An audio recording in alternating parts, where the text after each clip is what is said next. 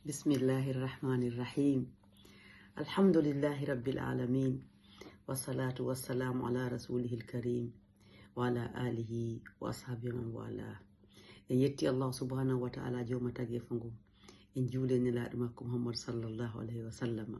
e ali en mabbe e sahaba be kala hetiɓe nokko ka wonɗon. Assalamu alaikum wa rahmatullahi ta'ala wa barakatuh. Windande men nden kasira hande en yewtay fiwuɗen folede halkore nden no feƴƴirno e ko honno Abu Jahali lannirano fimum ka Badri ɗon. Windande men wayde nden en yewtuno ko honno malaika ɓen cipporno, ko honno konu ngun koɓɓirno, ko honno Iblisa sheytane suɗorno. Wiwɗen ɓawo ni ɗon seeɗa okkolirama fuɗɗi yaltitudal alamaji feelugol foole e dillande kono heferɓe ɓen wonti joni hiɓe yiwa hiɓe yana yeeso dole kono julɓe ɓen tawi ɓattike ka hare nden lanna. On tuma kamɓe heferɓe ɓen ɓe woni e sortagol hucca doga,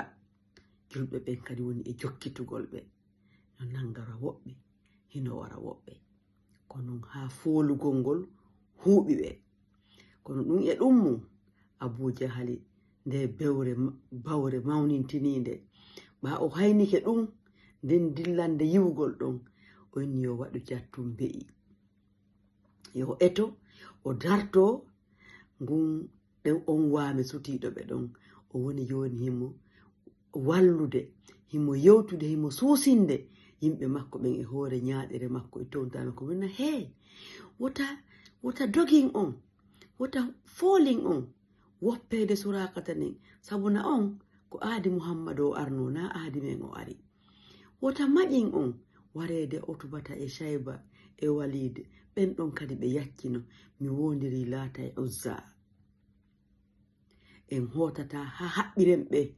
e ɓoggi ɗin hina be buy e mum wara goto e maɓɓe kono nangeɓe ha andinen ɓe bonde golle maɓɓe ɗen kono ko heña feñani mo gongude ɗen doole neɓital ɗon ha seeɗa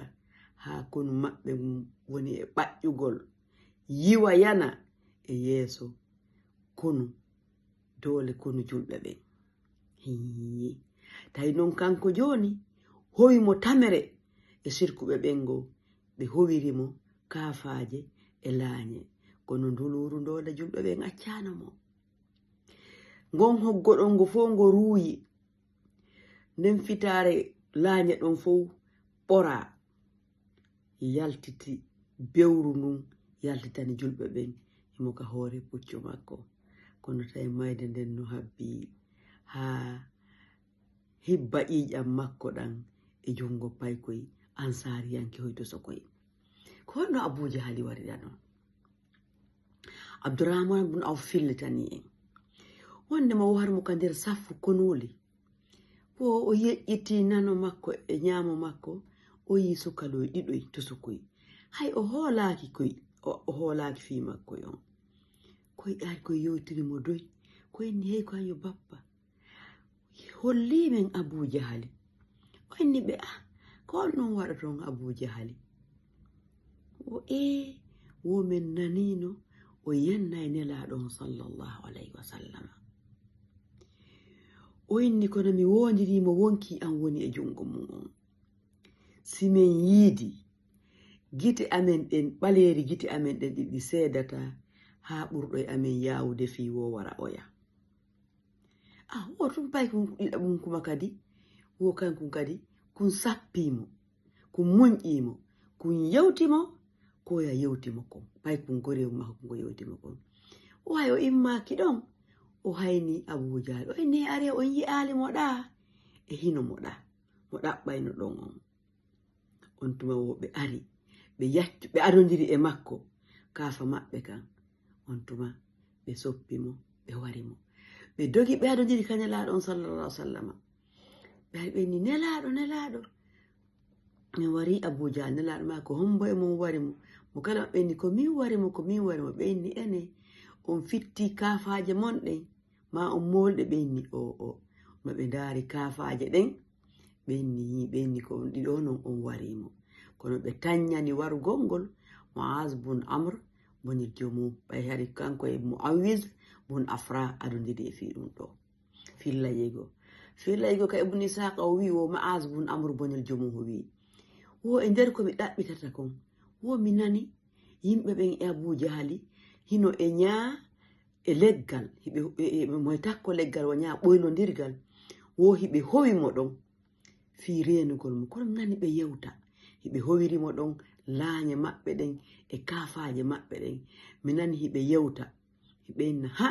Abal Hakam a daɗata ɗum ta yaltuɗon wono mi nanirno ɗum minne mi eɓɓan fi makko on ma mi ari doy hella makko ha mi heɓi kutu mi naɓi kaafa kam mi wicci mi soppimo koyngal ngal iwde ka belirru wo ngal ruuyito ayani on tuma ɓiɗɗo makko on Ikrimatu min kadi soppilan ka fewndo balawal an wo jungo an gon tetti kono ngo leyleyti tawi ngo siŋi gurigo e becce an ɗen wo ɗum yangilan e fi nder gere ɗen ha ɓawonoyi ɗon ha mi yangodi e mu'um mi ari mi ƴettoy mi ñoƴƴiri jungo ngon koyngal an ngal mi pooɗi mi daɓɓiri jungo ngon mi liɓito mi heɓi no mi jokkira gere an ɗen wone ɓaali o ka Abu Jahali waali ɗon andi mo soppa o wata memminade yi'imo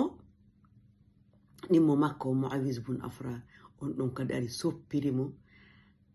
soppimo kaafa kan ha lanni fi makko ɗon o accimo ɗon hakkunde gurdan e mayde Muawiz on non kanko nden ñande kanko o haɓuno ka jihaadi ha o yani shahidi e nder ɗum ɓaɗe gere lanni nelaɗon sallam maaki kon wonno Abu Jahali waɗuno kon mo daranta en fi o on tuma jama on sakiti fi yawgol ndara si yayi Abu Jahal on tuma Abdullah ibn Mas'ud ari yi'imo o himo hakkunde gurdan e mayde o yaaɓimo ka dande makko o pooƴi waare makko nden o yeƴi hoore makko nden o inni he gaño Allah hande Allah hoynima jasinima honno o inni honɗum Allah hoynilan honɗum Allah jasinilan gorko ɓuri lan warama ɗo ɓurɗo lan towude warama ɗo hara wona ɓi sopparama warnolan on tuma ni yetin hande ñalade nden ko hombo yilani mo Abdullah ibn Mas'ud inni ko Allah e nelaɗo on ñalade nden yirani hande kon toujours mo yaa'imo ka leggal dande Abu Jahal inni mo kono a ƴawi ka metti hewtude honno fi kala himo mayde kono emo metti donni kono a ƴawi ka metti hewtude honno yo gayna ko wel dammi o mettiniralimo ɗum ɗon